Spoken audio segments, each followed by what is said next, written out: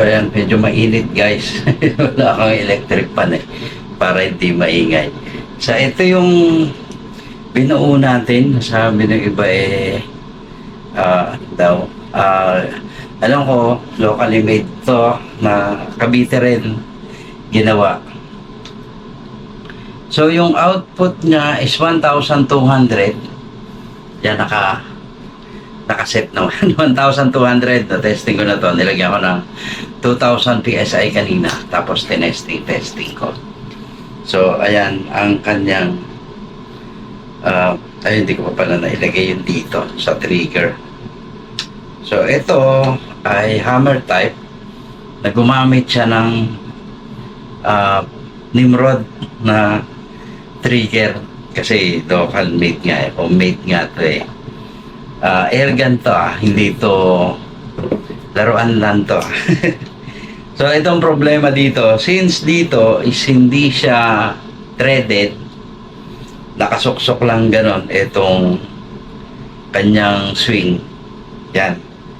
Eh malakas pa rin yung backfire. Nilagyan ko na ng bago na yung transfer port. Meron tayong mga industrial rubber dito para gawin dito. So medyo humina pero malakas pa rin, di pa rin ideal na gamitin kasi nga malaki yung loss na air dito sa likod. So gagawin ko to, hindi ko naman siya magagawang threaded kasi yung barrel niya nakahinang yan, di yan natatanggal. So ang gagawin ko dito is pasok-sok pero hindi na yung ganito na unthreaded. Oo nga, at hindi rin magagawang threaded. Pero hindi naman ganito na nakasarpak lang. Tapos may. So, gagawin natin O-ring type. Tapos gagawin ko na lang dito ng paraan na makapag-thread dito. Tsaka dito sa kabila. Yan. Para pasok-sok yung kanyang pasok-sok na lang yung kanyang valve pasuksok na lang siguro mga dito nakasuksok siya tapos yon para ma-prevent. Tapos dito ihinanga na lang yung ilalim nitong yung swing kasi alam niyo naman di ba meron ditong butas. So ano na lang yon, ihinanga na lang para ma-eliminate natin yung backfire. Dito sa gitna wala na eh kasi nilagyan ko na yun ng O-ring.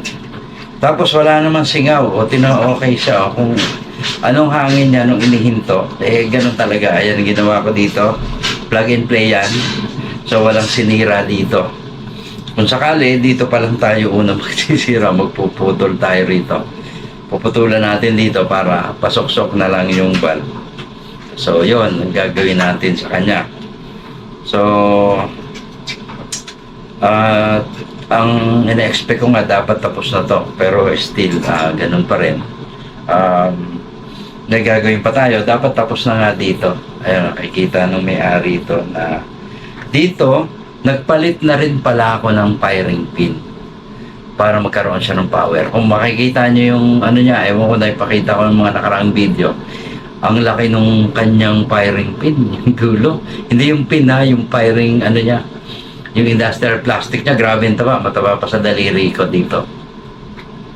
So halos sikip siya dito sa butas.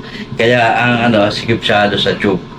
So kaya ang ginawa ko, pinalitan ko ng firing pin. So nagpalitan tayo ng firing pin. At ngayon aayusin pa natin ito. But pumuputok na yan, no? Na siya, oh. Meron na siyang, kaya lang, maingay siya kasi dito nga lumalabas yung mismong putok niya. So yun, umaatras na nga siya sa lakas. Ang problema, ang lakas din dito. Mararamdaman nyo na sumisingaw dito. Tapos ang lakas na, umaatras na nga siya ganun eh. Dahil malakas na yung bigay niya dito. Kaya lang, yun, talagang ganun. Yung isa naman na ginagawa natin, kasabay nito, may problema din. So dating put pump kasi yun, ginawa yung isa naman na ginawa natin ganun na may put pump din. Ginawa natin na PCP, may problema pa rin. So yun yung problema niya, pareha sila na puno ng pellet yung barrel. Yung isa okay na pero puno ng pellet yung barrel. So iniisipan ko ng paraan paano matatanggal, kung paano madudurog yung pellet doon sa loob. So may plano na ako doon, unti-unti. Kailangan mapunit yung pellet kasi nagsiksika na siya sa loob. So hanggang dito na lang. Maraming salamat po sa inyong lahat. At yun nga pala, doon sa mga kasama natin na gustong assemble ng kanilang mga solar unit. Ayan, papakita ko sa inyo mismo kung paano binubuo yung ating Dumating na nga pala yung solar panel ko, pero ayan, medyo ano ba ako doon? Durog na durog siya nung dumating. Durog na durog talaga yung glass, nakakahiwa. Talagang asin durog siya. Makikita niyo sa picture. Kaya later on pakita ko sa inyo.